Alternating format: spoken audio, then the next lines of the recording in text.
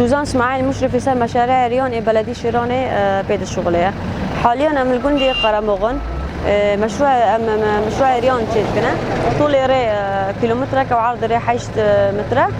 وطبعا أم بقايا فايدان كني كان محاولات كان إنه السمكات خا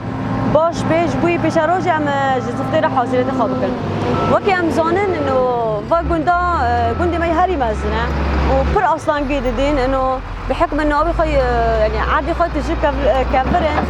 وبر شغل تدا ضاغسي ماشي محاولة بكن جهد خاقي كريا أنا مجوانا را بشغلن ها في داري ما نقارش أنياش بوي مرة يردمي بكي لأنه فاكوندا